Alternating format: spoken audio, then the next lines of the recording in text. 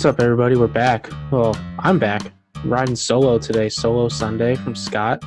Um, didn't really want to bother anyone to come on Memorial Day weekend. Wanted everyone to enjoy their holiday, the nice weather we're having. Today's Sunday, May 24th. Just wanted to come on here a little, talk a little about the NBA, some news that we've heard in relation to Jamal Adams of the Jets. We may get into that a little bit. May wait for Pat or someone else to join me on that, because I'm just going to go off on it, and I think I need someone to kind of mellow me out for it. But before we get started and do some housekeeping, first, thank you everyone for listening and watching. If you could rate, review, and subscribe to the podcast on wherever you listen, it would really help us out. If you want to support the pod, the support link is in all of the podcast descriptions. So 50% of your monthly support goes to No Kid Hungry, which helps end child hunger, especially in the inner cities. And then you will also get a shirt, End of the Bench Show t-shirt, as a thank you to us. We don't have them yet. They're still in the works. We know what they're going to look like.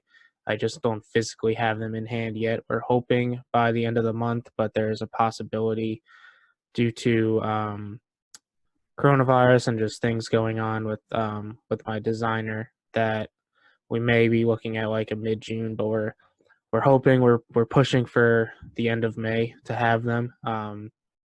But either way, you guys will have them. It's not like an empty empty promise. I want them as much as you guys do.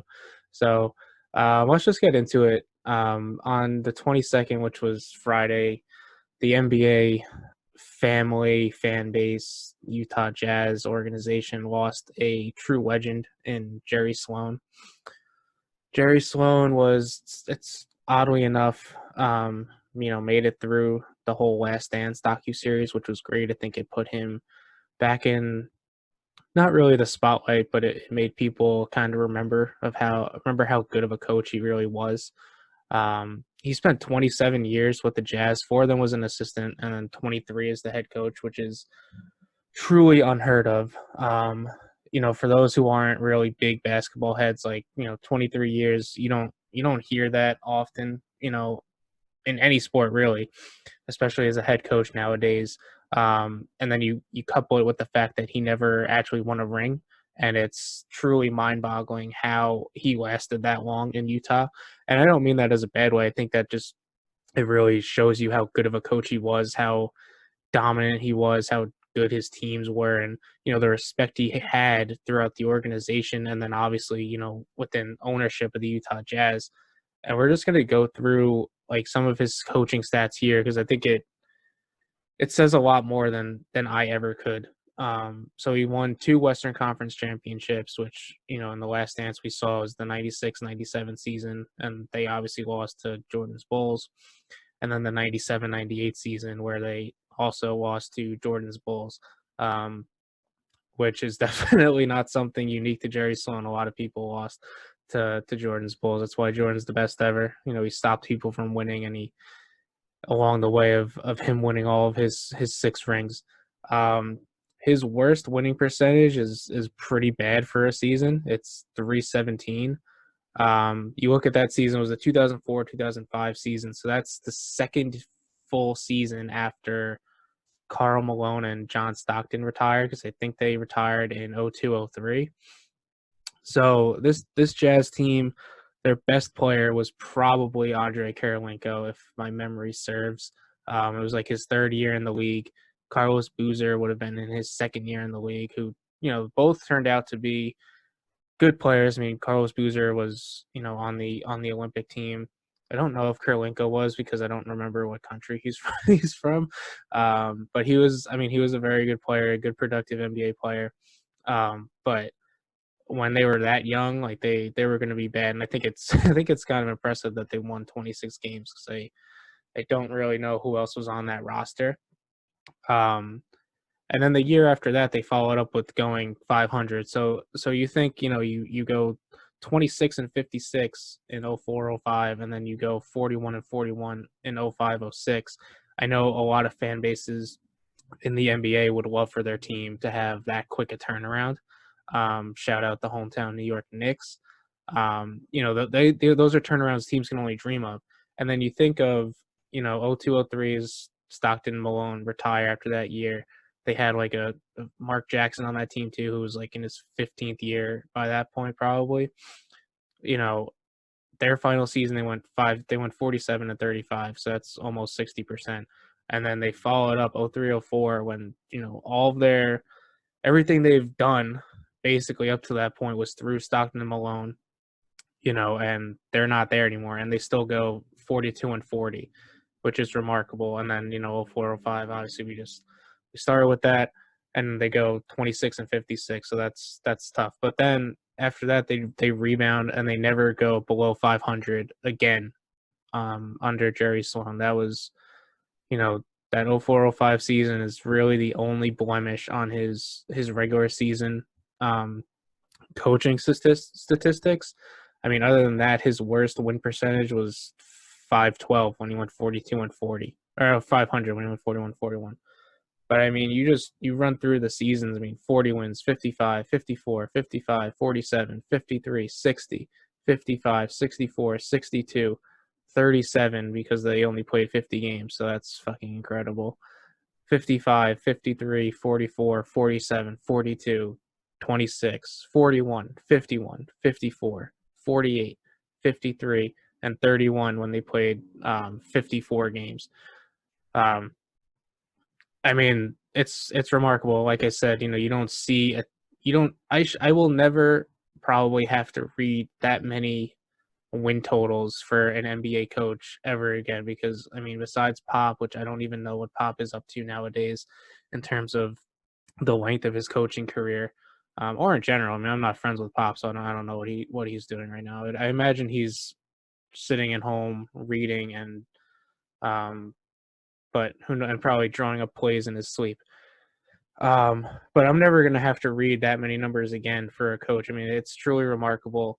And again, not winning a title in the process, just it shows you how dominant he was. I mean, he also had 2 Hall of Fame players, which is, nothing to sneeze at. But to be quite honest, a lot of NBA coaches coach Hall of Fame players. The NBA is not like, very team heavy in the Hall of Fame. I mean, obviously, the great organizations like, the Celtics, the Lakers, they're going to have a lot of Hall of Famers. But, I mean, the Basketball Hall of Fame is pretty well diversified among NBA teams. Like, a lot of these great coaches, they would have coached Hall of Fame talent. So I'm not going to hold that against them. I don't think anyone actually is. But and then you go to the playoffs. And the playoffs is tricky, right? Because, like, in the regular season, obviously, you expect your NBA coach, your NBA team to be above 500. If it's not above 500, then, what are you doing here? It's clearly not working. But, the playoffs, unless you're winning, every year you won a final or 2 or 3, you're not going to be above 500 for the most part, especially when you consider the fact that Jerry Sloan and the Jazz made the playoffs under his tenure all but 4 seasons. So, I mean, he coached in 202 playoff games, never won an NBA title. So right off the bat, I mean, he's gonna be under 500. 6 of those was when he was the coach with the Bulls. So 196 with the Utah Jazz. He went 96 and 100, 490 win percentage. For his career, is 485. So to put that into some sort of perspective for you guys, 485 in general is, where is it? Is 56th all time for NBA coaches in terms of playoff win percentage. So if I say that, like, yeah, top 100 is like not bad, nothing to sneeze at. But you say, oh, 56, like, why is Scott going on and on about him? You can't really. It's tough with playoffs because if you just coached one playoff series, or not one playoff series, because you only coached one, then you lost, and you're not really high up. But if you only had like one season you made the playoffs and you did pretty well, like David Blatt, who's 14-6 in the playoffs, he's second on this list because he only coached 20 games. So what I did here, and I kind of like went through it. So Jerry Sloan coached 202 playoff games. So for the sake of this comparison, we're just going to look at everyone who coached 200 games or more in the playoffs, because that kind of puts it in, even perspective in terms of what Jerry Sloan was able to do. So if you do that, you have Phil Jackson first, who coached 333 playoff games. It's a fucking insane statistic. He's he's the greatest coach ever. I mean, a lot of people kind of around here in New York want to forget that because he wasn't good in his role here. But he's the best coach in NBA history, without a doubt to me. The rings and everything speak for itself. I know, nowadays some people may argue it, but I mean, to me, he's the best. He's the best in NBA history. So he went 229 and 104, so it's 60 around 69% win percentage in 333 games. In second, you'll have Pat Riley, who went about 61% in 282 games, and then you have Pop, who's about 60% in 284 games, and then you scroll all the way down.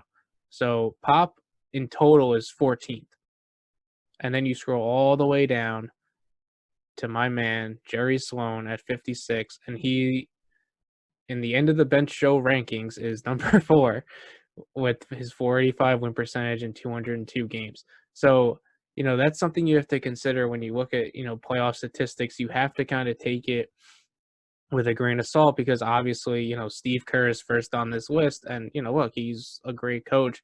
Not going to take anything away from him, but I'm not going to compare him to Jerry Sloan, because Jerry Sloan coached just about 100 more games in the playoffs than Steve Kerr. Steve Kerr's coached 105, 5 conference championships, 3 rings, 733 win percentage. It's amazing, but I can't compare that to Jerry Sloan because Jerry just did it longer.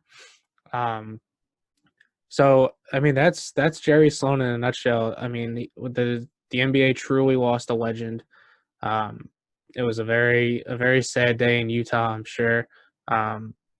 I was not, obviously I don't know.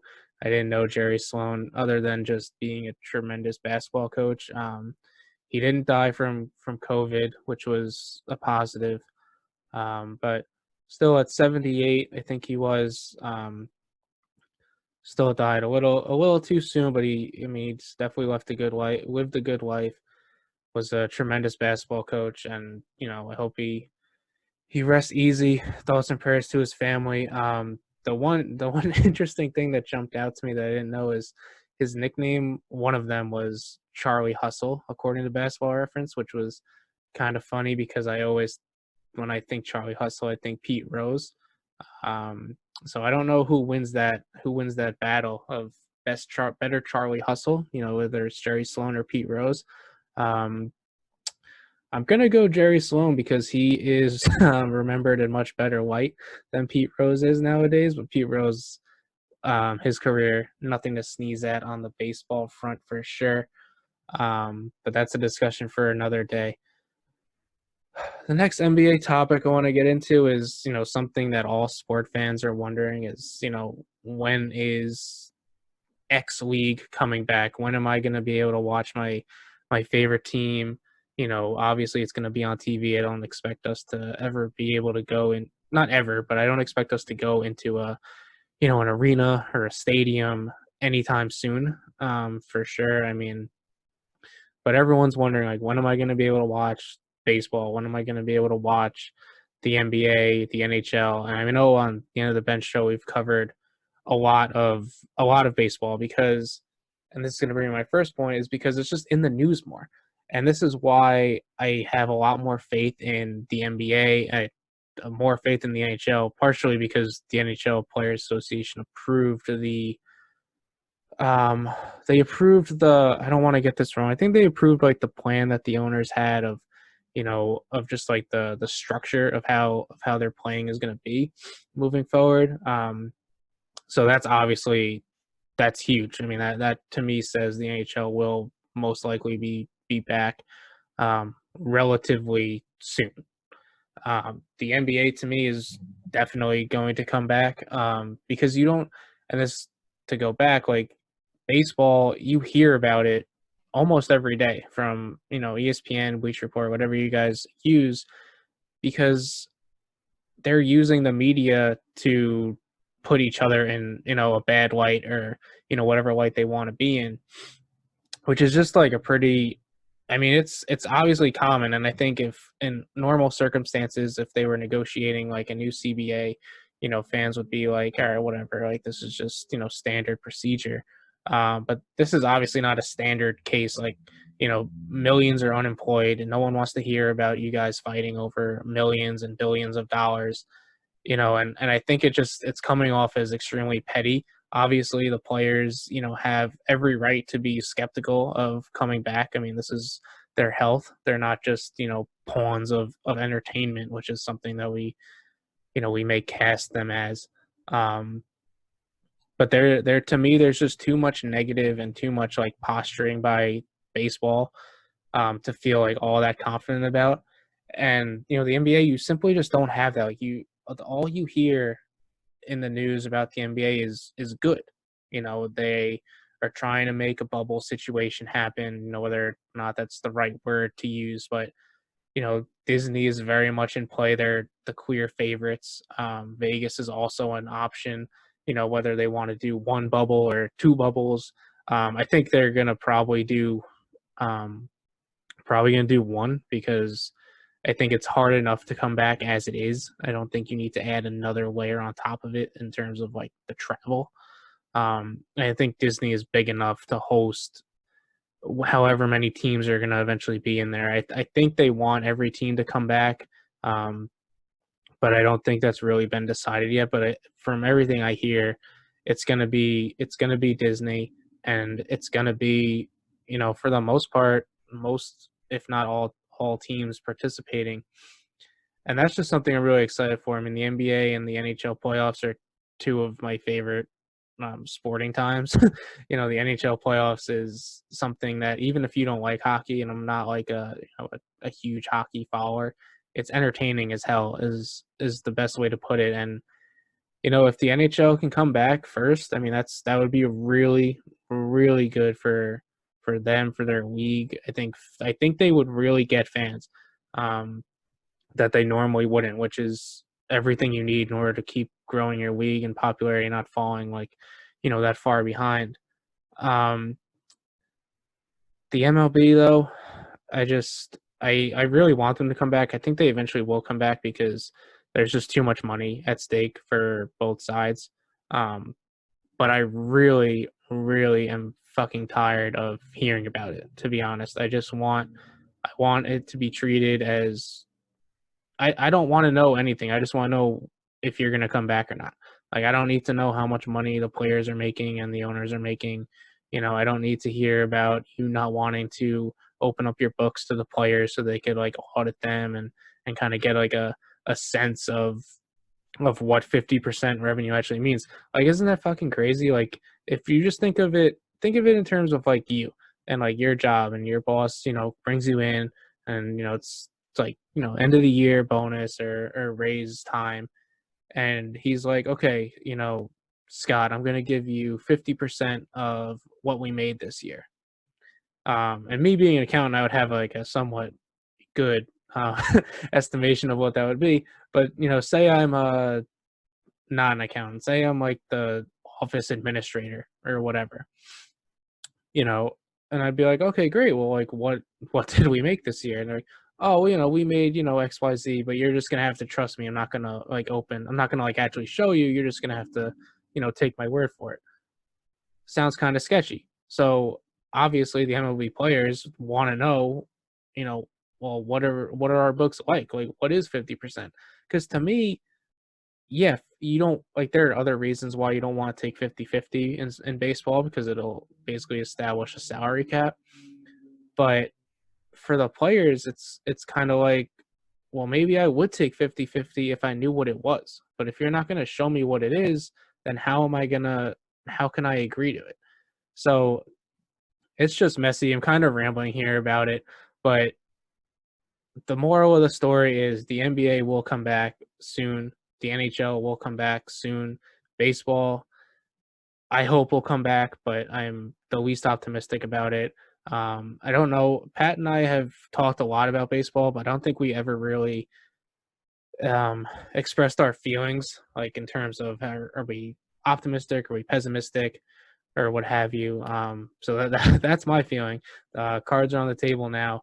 Um, I am not that optimistic about it um, happening soon. I think it will happen, but I will not be shocked if it doesn't. To be completely honest, I think it's also just extremely hard to launch a full season too. I mean, the NBA, NHL just have to kind of finish. If they wanted, they could just go right into the playoffs, which is essentially what the NHL would be doing, in an expanded format. The MLB is tough. It's going to be the hardest one for sure. But I think they need to, and they do. They just need to. That's all I'm going to say. They need to, and they have to stop using the media for all of their financial bullshit that they're going through because quite honestly the fans and the general public don't care, nor should we care. I don't you got no one knows my salary, no one knows Joe X's salary. I don't need to know how much money you guys are going to lose, how much you guys are wanting to split. That's for them to decide, and their obligation to me is just to tell me the deal got done, and if it doesn't get done, just make up another fucking reason besides money because no one wants that to be the reason they hear. Um, Speaking of money, it brings us to our last topic, which I'm going to talk a little bit about. Jamal Adams has made it very clear to the New York Jets he wants a long-term deal. He's not showing up to whatever off-season programs they have until he gets one. At least that's what he says for now. I think he gets fined like $40,000 a day once it becomes non-optional off-season stuff. So, we'll see if he puts his money where his mouth is. I'd love for Le'Veon Bell to kind of go to him and be like, dude, it's not fucking worth it. Because I don't think Le'Veon Bell would think what he did was worth it at this point, um, especially given his relationship or lack thereof with Adam Gase at this point. But look, this is something Pat and I have talked about before. I think we also talked about it with Kevin McBride. Jamal Adams is the best or the second best player on the New York Jets is in general. Um, to me, on the defensive side of the ball, I still give CJ Mosley a little more respect than I give Jamal Adams, but I'm definitely willing to admit that I may be in the minority in that. And definitely can't take anything away from Jamal and what he's done in his career thus far. He's played 3 seasons, made the Pro Bowl twice. He was the defense last year, quite honestly, which is what makes this so tricky because it's not like Jamal has just put together good seasons and wants more money. He's like, no, I want to be paid like the best player that I was last year. To that, I'll say, you know, we don't know what last year turns out if CJ Mosley doesn't get hurt um, in the Buffalo game in Week 1. CJ Mosley was literally the team in that first half of the Buffalo game. I mean, he did it all. We had a lead. We blew the lead when he was not on the field, and Jamal was. And I think that's something that that's a really small sample size. But you go to Jamal and you're like, look, you want to be not only the highest paid safety, but you also want to be the highest paid player on this team on the defense at least. Because I think he wants like 18 mil, and I think CJ Mosley makes 17. So you want to get paid more than CJ? Well, then why'd we lose this game? And then why'd we lose all these other games without him? You know, maybe that's unfair to say because we had, Sam Darnold had mono and whatever else he was dealing with last season, and the defense was adjusting to Greg Williams' scheme. Then they lost CJ Mosley in Week 1, so that doesn't help. But at the same time, if you want to be paid more than CJ Mosley so early in your career, we should have you should have contributed more to winning than you did. And that's not to say he had a bad season because he had a good season for sure, but he was also just a product of his opportunity. Who knows, how many sacks he has last year if CJ doesn't get hurt, or if we have a competent pass rush. I mean, Jamal Adams did what he did because he essentially had to, because we had no one else on the defense who could do what he does in terms of rushing the passer, being a disruptor in the backfield. You know, Jamal Jamal did all that because he had to, because there was no one else there to do it. And I'm not saying that as, a bad thing. I think it's great that he stepped up and was able to. But if you go into a season and expect everyone to get hurt so that Jamal Adams has to do all these things, that's not really a formula for winning. So I don't think that I think it's a little too early for Jamal. I think he has to wait his turn. I'd like to see one more really good year, and I think that's what the Jets want too. I mean, he's played 3 seasons. Christian McCaffrey played 3 seasons, just got his big deal, but that's totally different. You know, offensive player number one, and number two, he's like the only offensive player on the Panthers. Jamal Adams, when the Jets are fully healthy, is not the only defensive player on this team. You know, CJ Mosley will play a big part in that. And I don't know. It's tough because I really love Jamal. I hope he stays forever. I think the Jets they want him. I mean, Joe Douglas has said numerous times, we want Jamal back. We do not want to trade him. We're not trading him. But at the end of the day, I mean, if you can't come to terms, like, yeah, look, he's still under contract. So if he wants to pay the fines, then he pays the fines. I think he'll be on the field. But at the end of the day, Jamal Adams is the kind of player that you want to play, that you want to pay. He is a homegrown.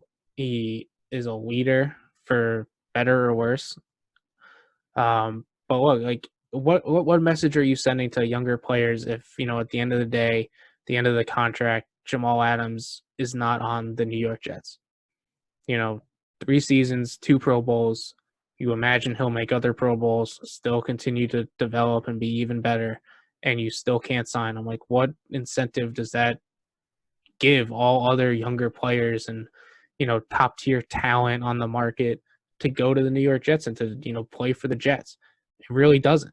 If Jamal can't get a deal, why would I get a deal? Is the risk you run in the locker room if you don't bring him back. I mean, look, the risk you run if you don't sign him and he comes back is he sours the locker room, so that's just as big of a risk. But